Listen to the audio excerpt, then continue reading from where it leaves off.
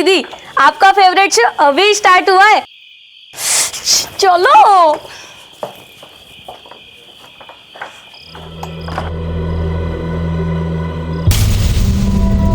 हेतल, आगे बेटा, तेरे पापा कब से तेरी फिक्र कर रहे हैं।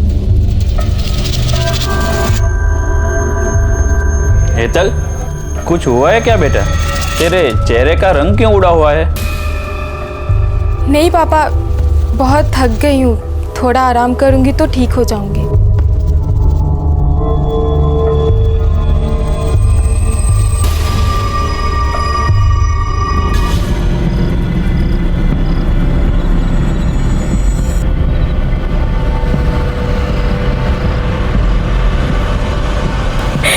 सॉरी मम्मी, सॉरी पापा।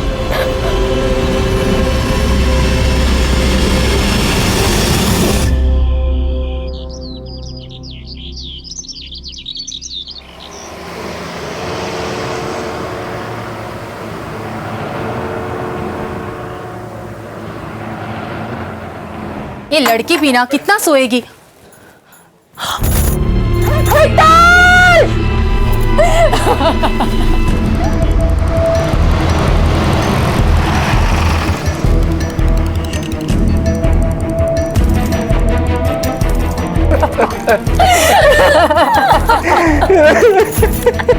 लड़की ने इस पंखे से लटक कर सुसाइड किया सर। कोई सुसाइड नोट नहीं मिला, बस इतना पता चला है कि कल रात को किंजल नाम की किसी सहेली के घर से पढ़ाई करके लौटी थी और कुछ परेशान थी। कहाँ रहती है किंजल? ये क्या कह रहे हैं आप? हेतल हमारे यहाँ नहीं आई थी, बल्कि किंजल उसके घर गई थी उसके जन्मदिन पर। किंजल कहाँ है? बुलाइए उसे। देर रात से आई है तो सो रही है, बुलाती हूँ।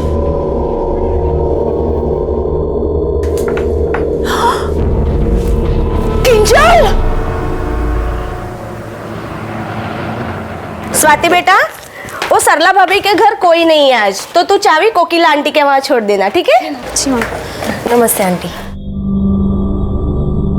मामा, ये निशा है, मेरी कॉलेज फ्रेंड, मैंने बुलाया था साथ में कॉलेज जाने के लिए। ठीक है बेटा, मैं चलती हूँ। ओके, बाय बाय बेटा, बाय बाय मामा।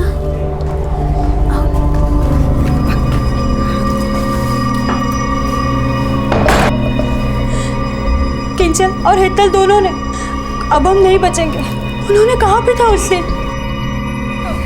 दूर हटो, अच्छा नहीं किया तुम दोनों ने हमारे साथ। दोस्त थी ना तुम हमारी, हमें माफ कर दो प्लीज। जानबूझकर नहीं किया हमने कुछ, मजबूरी थी हमारी और कोई रास्ता नहीं था हमारे पास।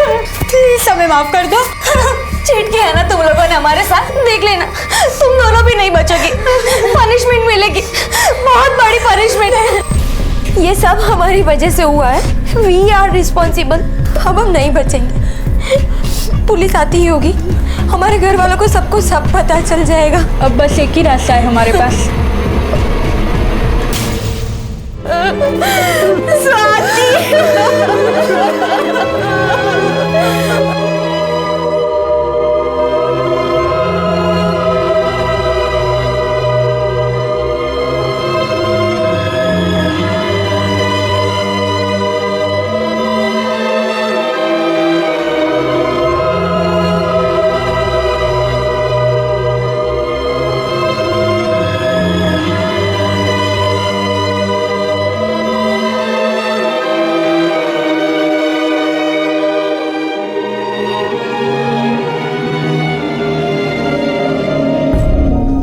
अहमदाबाद के अलग अलग इलाकों में रहने वाली 4 लड़कियों ने आत्महत्या की थी, लेकिन ना तो कोई सुसाइड नोट मिला था और ना ही कोई साफ वजह दिखाई दे रही थी। पुलिस ने उनके दोस्तों, टीचर्स और हर उस इंसान से बात की जो उन्हें जानता था या किसी ना किसी तरह से उनसे जुड़ा हुआ था, और इसी पूछताछ के दौरान उनके हाथ एक सुराग लगा जो शायद अब तक के इस ब्लाइंड केस को एक दिशा दे सकता था।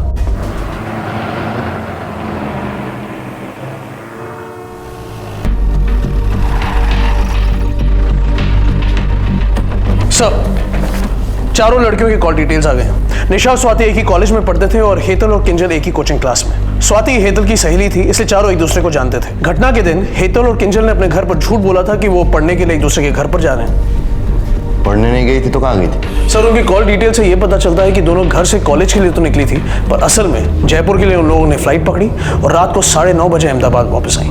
और निशा और स्वाति? सर वो दोनों यही अहमदाबाद में थी, पर दोनों फ्रीक्वेंट ट्रैवलर्स हैं। पिछले 6 महीने में तकरीबन 15 या 20 बार शहर से बाहर, कभी जयपुर, दिल्ली, या तक कि कोलकाता फ्लाइट से गई हैं। कभी साथ साथ, कभी अलग अलग। कोई और डिटेल्स, बैंक अकाउंट्स वगैरह? सब क्लियर है सर, कोई ऐसी बड़ी ट्रांजैक्शन नहीं है। स्वाति की सहेलियों के हिसाब से स्वाति का एक बॉयफ्रेंड था राहुल, जिसके साथ उसका ब्रेकअप हो गया कुछ महीने पहले, मगर इसका निशा, हेतल और किंजल से अभी कोई कनेक्शन नहीं दिखता। और हाँ सर, घटना के दिन से राहुल का फोन बंद है, पर हमें उसका एड्रेस मिल गया। उठाओ इस राहुल को।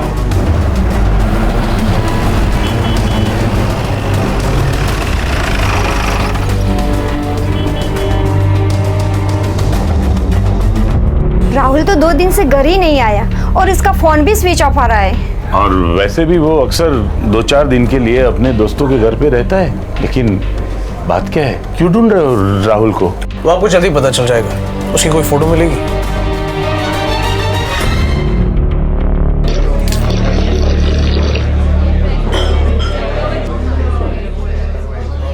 कैसा लगा अब्बास भाई? वाह घोची, ये तो बड़ा धमाका है ये। लेकिन अपने भावसार की बेटी है ना? हाँ हाँ। कहाँ से मिला बे? चल चल फटाफट फॉरवर्ड कर मेरे को जल्दी से। हाँ क्यों सर, है ना धमाका?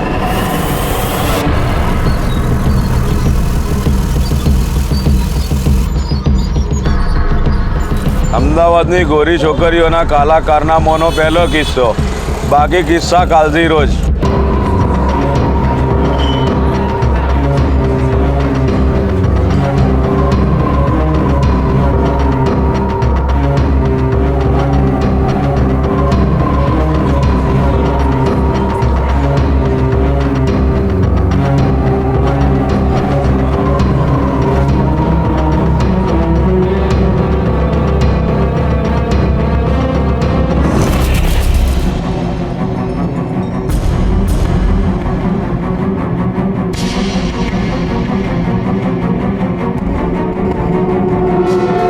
सवाल यह है कि इस अखबार के पास ये तस्वीर आई कहां से, और इनका ये हेडिंग पहली किस्त। इसका मतलब तो ये हुआ कि इन लोगों के पास दूसरी लड़कियों की भी तस्वीरें हैं जो वो आगे छापने वाले हैं। कहीं उन चारों लड़कियों की सुसाइड की वजह ऐसा कोई स्कैंडल तो नहीं हो सकता? सर अहमदाबाद जैसे खूबसूरत शहर में अखबार में छपी उस एक खबर के बाद जैसे जवान लड़कियों की सुसाइड की बाढ़ सी आ गई। 24 घंटे गुजरते गुजरते शहर के अलग अलग इलाकों में लगभग 22 लड़कियां सुसाइड कर चुकी थी।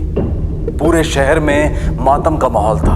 जवानी उम्मीद और जोश का दूसरा नाम होता है। तो फिर ऐसा क्या हुआ था जिसने इन लड़कियों को इतना निराश, इतना नाउम्मीद कर दिया था कि उन्हें अपने ही हाथों से अपनी जान लेने जैसा बड़ा कदम उठाना पड़ा। यह मामला काफी गंभीर था और पुलिस ने भी इसे गंभीरता से लिया। इसलिए अहमदाबाद के सुपरिटेंडेंट ऑफ पुलिस ने इस केस को अपने हाथों में ले लिया।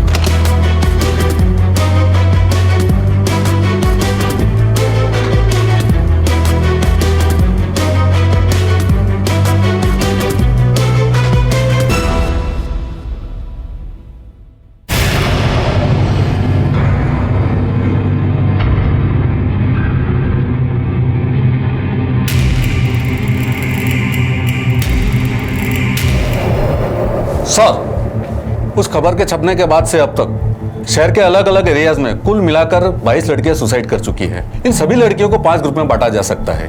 हर ग्रुप में 3 से 5 लड़कियां होगी, सब एक दूसरे से कनेक्टेड, आपस में सहेलियां थी या सहेली की सहेली। कुछ कॉलेज में साथ पढ़ा करती थी तो कुछ कोचिंग क्लासेस में। सर, डिटेल इंक्वायरी के बाद हमें पता चला है कि सभी लड़कियां फ्रीक्वेंट ट्रैवलर्स थी और रेगुलर बेसिस पर गुजरात और देश के अन्य बड़े शहरों में आया जाया करती थी, लेकिन इनके घर वालों को कुछ पता नहीं। सर, इस मास सुसाइड से 3 दिन पहले मेरे एरिया में भी 4 लड़कियों ने सेम कंडीशन में सुसाइड किया है। सर, ये लड़कियां भी फ्रीक्वेंट ट्रैवलर थी। उनके बैंक अकाउंट में भी कुछ नहीं मिला और उनकी एक्टिविटीज के बारे में उनके माँ बाप को कुछ नहीं पता था। सर, ये 4 लड़कियां और उसके बाद सुसाइड करने वाली लड़कियों को सिर्फ एक ही चीज जोड़ती है और वो है राहुल नाम का एक लड़का। सर, राहुल पहले हेतल का बॉयफ्रेंड था और उसके बाद उसका अफेयर भावसार की लड़की रिद्धि के साथ था। सर, ये लड़का हेतल के सुसाइड के दिन से ही कहीं गायब है। अभी तक उसकी कोई लीड नहीं मिली। और जिस पेपर में इनकी न्यूज छपी थी, सर, उसके रिपोर्टर और एडिटर को हमने हिरासत में ले लिया है। सर, वो अपना गोची है ना, जो घंटा घर 4 रास्ता पे चाय की दुकान पे काम करता है। अक्सर छोटी मोटी खबरें वही मुझे देता है और ये एमएमएस भी उसी ने मुझे दिया था, तो हमने स्टील करके छाप दिया। सर वो मशहूर समाज सेवी भावसार भाई की बेटी थी, तो हम लोगों ने सोचा कि बड़े घर की बेटी है, खबर छाप देंगे तो हमारे अखबार की बिक्री भी ज्यादा हो जाएगी। ये पहली किस्त से क्या मतलब है तुम्हारा? और भी एमएमएस है तुम्हारे पास? नहीं सर, मेरे पास तो नहीं है, लेकिन वो गोची बोल रहा था कि उसके पास और भी है।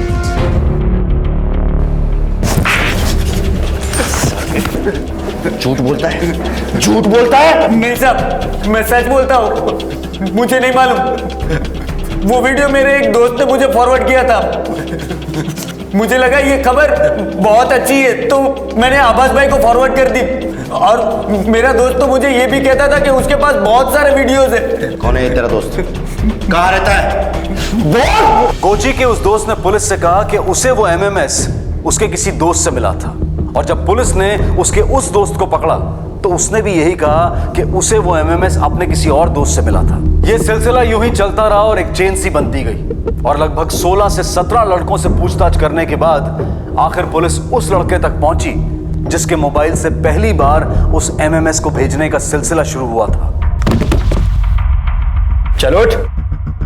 सर उसका नाम राहुल है, अपना लैपटॉप डाल कर गया था मेरी दुकान पे रिपेयर करवाने के लिए। उसी में ये 3 एमएमएस थे सर, मुझे अच्छे लगे तो मैंने आगे फॉरवर्ड किए, दोस्तों को दिखाए। उसके आगे का सर मुझे कुछ नहीं पता। सर बाकी के जो 2 एमएमएस हमें मिले हैं उसमें एक हेतल का है, उसके साथ राहुल है, लेकिन दूसरा एमएमएस जो हमें मिला है उसमें कोई और लड़का है सर। इसका मतलब ये कि इस स्कैंडल में राहुल के अलावा और भी लड़के इन्वॉल्व हो सकते हैं, लेकिन जिन जिन लड़कियों ने सुसाइड किए हैं कहीं ना कहीं उसकी वजह ये एमएमएस ही है। और ये 3 एमएमएस देखकर तो ये लग रहा है कि उनमें जो लड़के हैं वो उन लड़कियों के काफी करीबी थे, बॉयफ्रेंड टाइप्स। Right sir. एक काम करो, हमारी पूरी टीम लगा दो, जिन जिन लड़कियों ने सुसाइड किए उनके बॉयफ्रेंड या तो करीबी दोस्तों की डिटेल निकालो। आई एम श्योर इस केस का अगला सुराग हमें उन लड़कों से ही मिलेगा।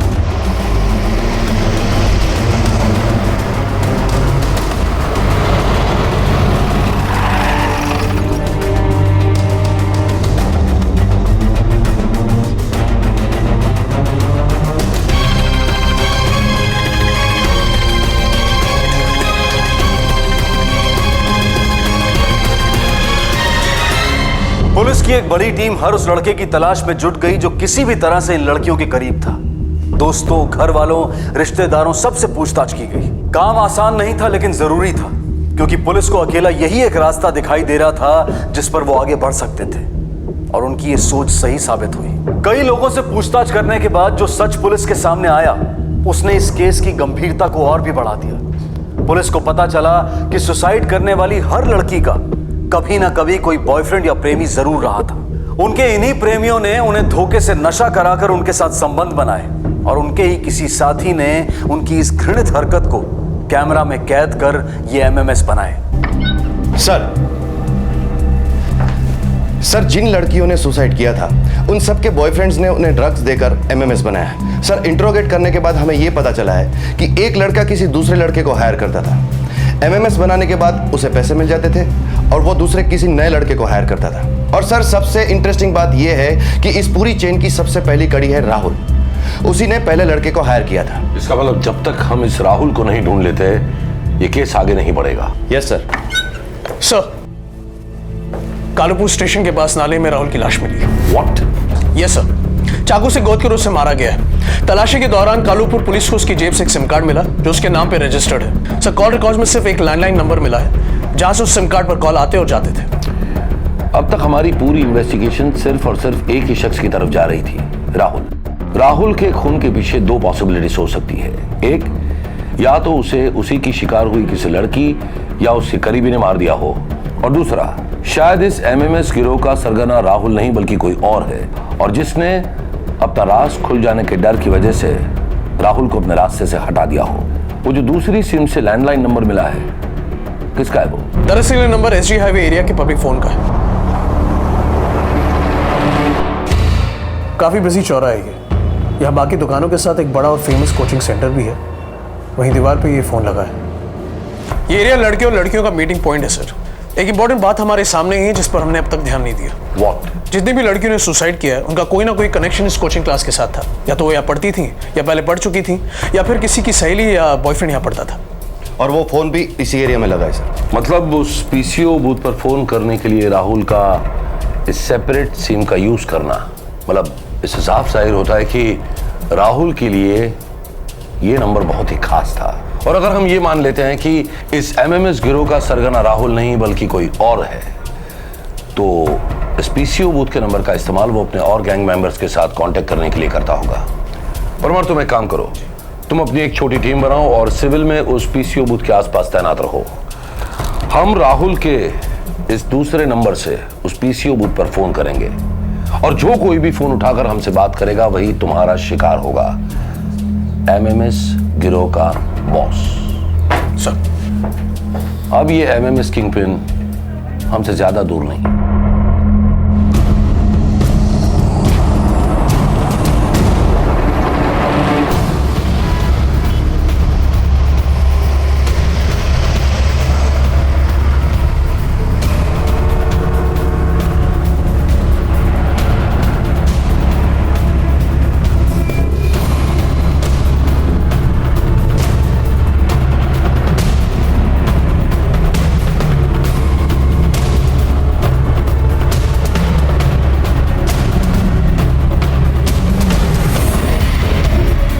Parmar, position okay?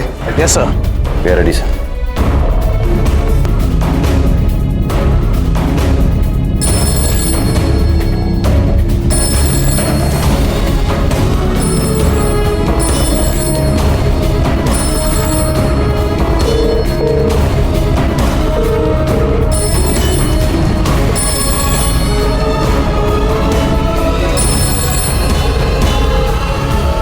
कोई मूवमेंट है वहां पर? वैसे यहाँ पर कोई नहीं है, कोई मूवमेंट नहीं है।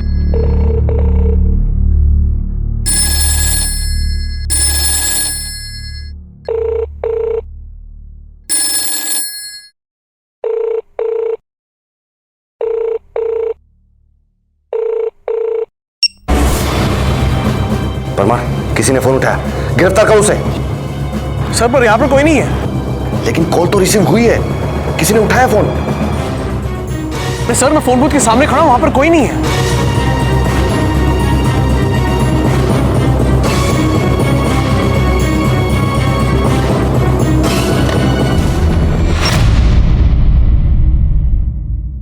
मैं बाद में बात करता हूं। सर, बूथ पर तो कोई आया नहीं, तो ये फोन रिसीव किसने किया?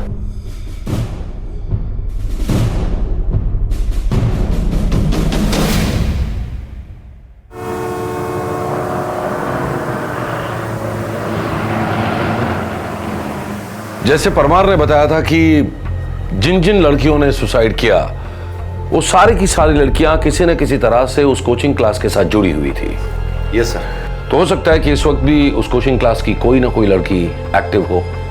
You are right sir. एक काम करो, उन सारी लड़कियों की जन्म कुंडली निकालो, बैंक रिकॉर्ड्स, उनके टेलीफोन रिकॉर्ड्स और उनसे जुड़ी हुई सारी डिटेल्स मुझे चाहिए इमीडिएटली। पुलिस टीम ने उस कोचिंग क्लासेस में पढ़ने वाली कुल 250 लड़कियों की एक लिस्ट तैयार की और सभी की डिटेल्स को बारीकी से चेक किया गया। उनके बैंक अकाउंट, मोबाइल पर हुई उनकी बातचीत के रिकॉर्ड्स, पिछले 6 महीनों के दौरान उनके सेल फोन की लोकेशन, इन सभी के बेसिस पर 2 लड़कियां सामने आईं जिन पर इस तरह की एक्टिविटीज में शामिल होने का शक जा रहा था। ये लड़कियां भी आत्महत्या कर चुकी लड़कियों की तरह फ्रीक्वेंट ट्रैवलर्स थी और पिछले 6 महीनों में कई बार शहर से बाहर गई थी। शालिनी और मेघा सर, उसी कोचिंग में 2nd ईयर साइंस स्टूडेंट, आपस में सहेलियां भी है और दूसरे विक्टिम्स की तरह वो फ्रीक्वेंट ट्रैवलर भी है। इन दोनों के फोन को सर्वेलेंस पे लो, 24 घंटे नजर रखो इन दोनों पर। Yes sir.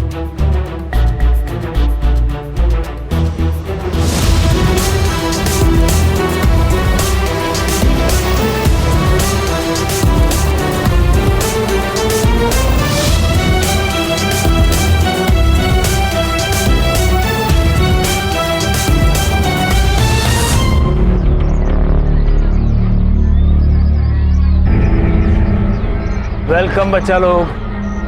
क्या लोग है? तुम्हारा चॉकलेट शेक और तुम्हारा स्ट्रॉबेरी शेक अभी देता हूँ। नहीं अंकल, अभी कुछ नहीं। कोई आ रहा है अभी, साथ में ले ले। हाँ हाँ बैठो बैठो। चलो बैठते हैं।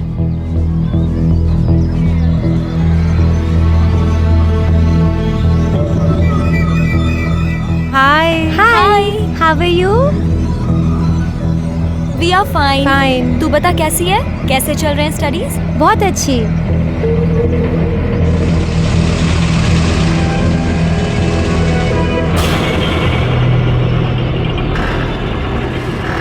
Hello. Happy birthday Rishi. Thank you so much. Hi, happy birthday. Thank you. Hello. Happy birthday Rishi. So timing छे दीदी। So ready for treat? या ओके चले। ओके ओके तुम लोग बाइक पे जाओ, हम लोग ऑटो में आएंगे। Okay bye bye. Bye bye.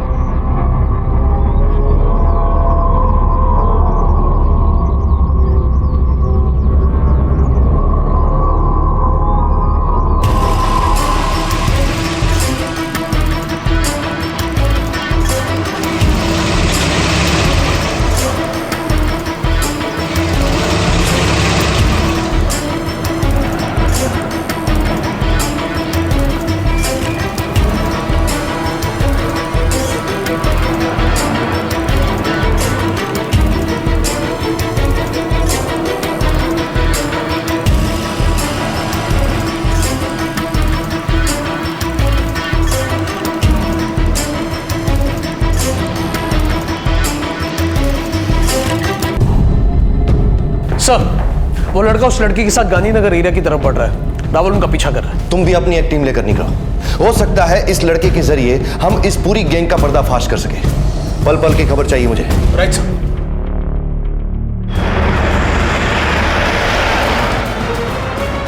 Rahul तुम उन पर नजर रखो, हम निकल चुके हैं, तुम्हें जल्दी ज्वाइन करेंगे।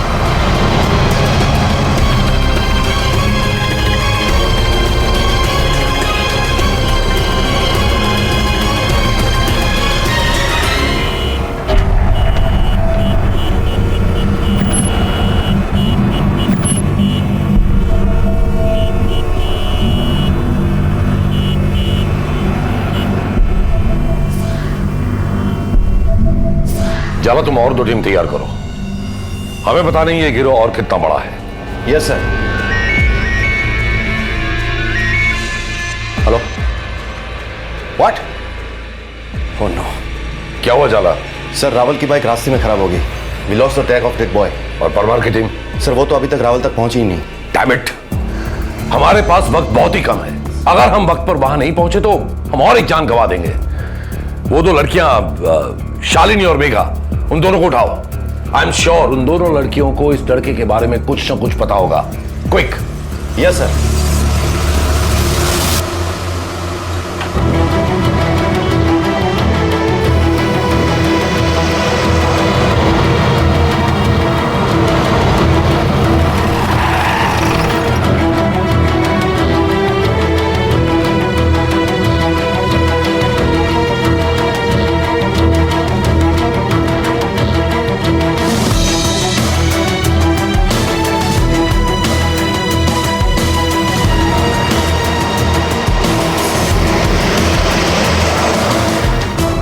या कम।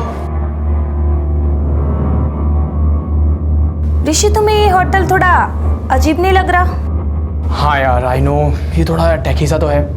एक्चुअली क्या है ना, ये मेरे फ्रेंड का होटल है, सो मुझे यहाँ अच्छा खासा डिस्काउंट मिल जाता है। और आजकल वैसे भी कड़की चल रही है ना, इसीलिए मैंने यहाँ बर्थडे पार्टी रखी है। और मेरे फ्रेंड आते ही होंगे यहाँ, मैं 1 मिनट उनसे बात करके आता हूँ। हाँ सिट ना, बैठो।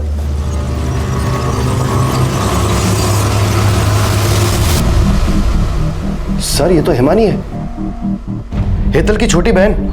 वही हेतल जिसकी सुसाइड की खबर हमारे पास सबसे पहले आई थी। ऋषि हिमानी को लेकर कहां गया है? सर हमें सच में कुछ नहीं पता सर। सर एक्चुअली इन लोगों का कोई एक ठिकाना नहीं है सर। इन लोगों का नेटवर्क कई जगहों पर फैला हुआ है।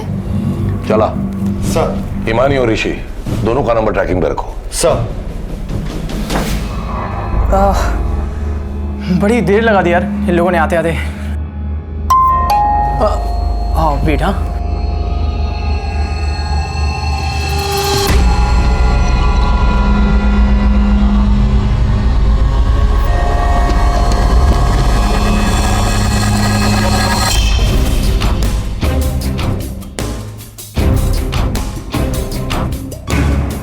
Yes, sir, we are trying our level best.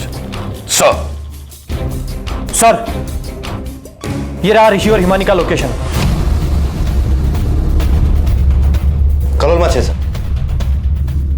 Go and arrest him right now. Parmar. Right sir. Kalol की तरफ चल, फोटो शॉप।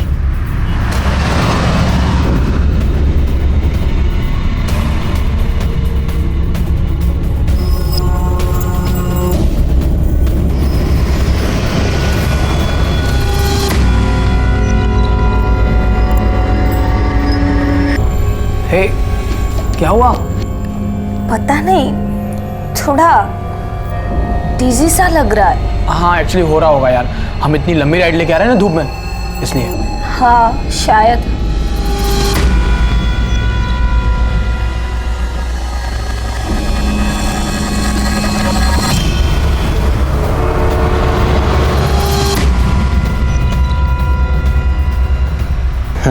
आजा।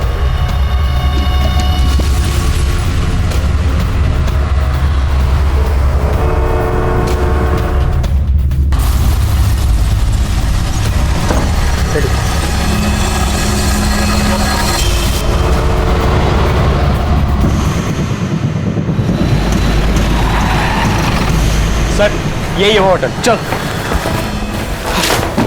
किधर है वो दोनों? हाँ?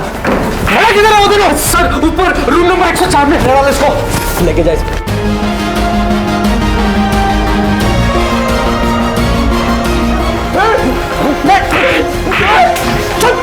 लेके जाओ सबको।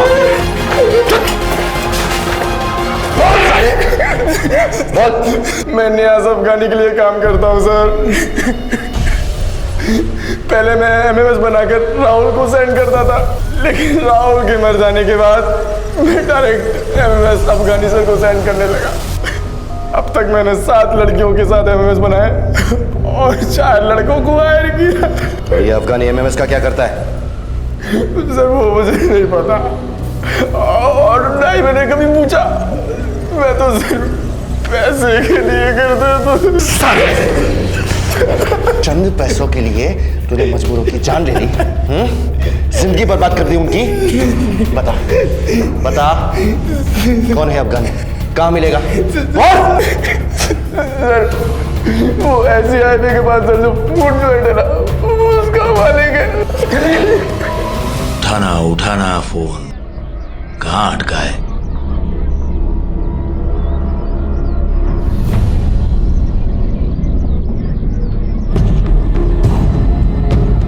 हाँ जी मालिक, क्या लेंगे आप? तुझे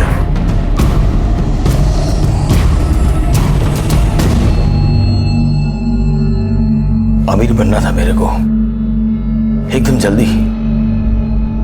और ये नाश्ता पानी का दुकान चलाकर अमीर नहीं बन सकता। तो अक्सर अपने दिमाग में तिकड़ में फिरता रहता था अमीर बनने की। फिर एक दिन एक दोस्त ने मुझे अचानक बताया कि वैश्या नहीं, होटल लाइन में उसे कॉल गर्ल कहते हैं। मेरी होटल में रोज आती हैं ऐसी लड़कियां। एक रात का 50-60 हजार रुपया आराम से लेकर निकलती है। मेरी होटल में एक एनआरआई आकर ठहरा है, उसे लड़की चाहिए, लेकिन उसकी शर्त यह है कि उसे कॉल गर्ल नहीं, कॉलेज की यंग लड़की चाहिए, एकदम फ्रेश माल।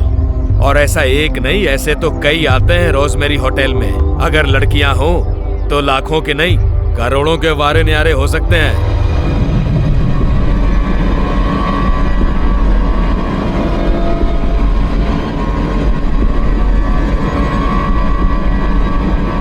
मेरे फूड जॉइंट पे बहुत सारे छोकरे छोकरी आते रहते थे। राहुल भी उन्हीं में से एक था। बड़ा हैंडसम लड़का था राहुल। अक्सर अलग अलग लड़कियों के साथ आता रहता था, उनको खिलाता था, पिलाता था। पैसे नहीं थे उसके पास, तो उधार में ही सब कुछ चलता था। मेरे दिमाग में आइडिया आया कि क्यों ना राहुल को ही पटाकर उसी की किसी गर्लफ्रेंड को उस होटल पे भेजा जाए, उस एनआरआई के पास।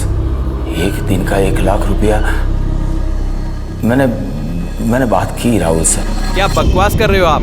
दिमाग खराब हो गया है क्या आपका? मैं अपनी गर्लफ्रेंड के साथ ऐसा करूंगा? अबे यार, तेरे को कहाँ शादी बनानी है सबके साथ? ऐसी तो करना है। अब साथ में थोड़े पैसे मिलते हैं तो क्या दिक्कत है?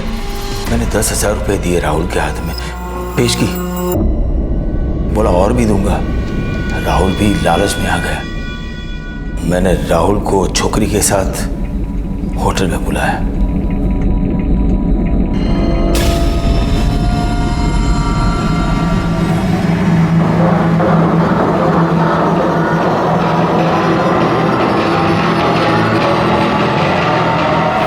उस एमएमएस को दिखाकर हमने उस छोकरी को उस एनआरआई के पास जाने के लिए मजबूर कर दिया।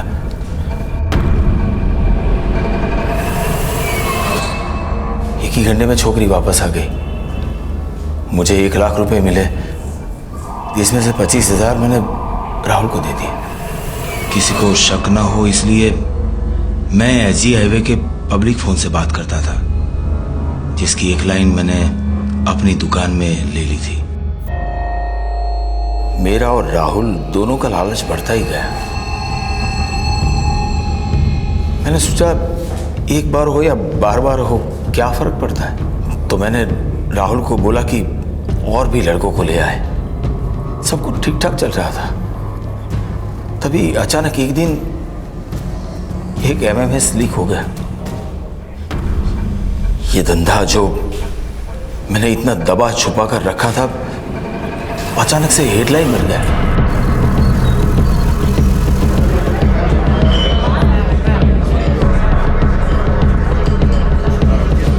राहुल ही एक ऐसी कड़ी है जिसके जरिए पुलिस मुझ तक पहुंच सकती है।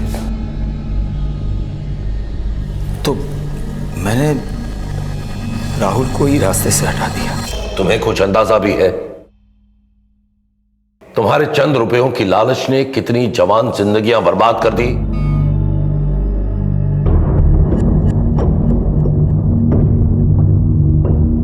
इस अपराध की गुत्थी ने सुलझने के बाद भी समाज और प्रशासन दोनों को शर्मसार करके रख दिया। प्रशासन को इसलिए क्योंकि इतना बड़ा गैंग, इतना बड़ा रैकेट ठीक उनकी नाक के नीचे चल रहा था और इसके बावजूद उन्हें इसकी भनक तक नहीं थी। और समाज को इसलिए क्योंकि भाई दूज और रक्षाबंधन जैसे त्योहार मनाने वाला हमारा समाज ऐसे भाइयों, ऐसे बेटों, ऐसे पुरुषों को जन्म दे रहा था जो अपनी बहनों की रक्षा की कस्में खाते हैं लेकिन दूसरों की बहनों के लिए खतरा बन जाते हैं। अब समय आ गया है कि हम अपनी बेटियों को खुद अपनी रक्षा करना सिखाएं और बेटों को सीख दें कि वो समाज की दूसरी लड़कियों के साथ भी उसी तरह से पेश आएं, उनके साथ वैसा ही सुलूक करें जैसा वो अपनी बहनों के लिए चाहते हैं। हम उम्मीद करते हैं कि हमें इस तरह की कहानी दोबारा कभी देखने को न मिले। इसी विचार के साथ मैं अनूप सोनी आपसे विदा लेता हूं। फिर मुलाकात होगी अगले एपिसोड में एक और चौंका देने वाले केस के साथ।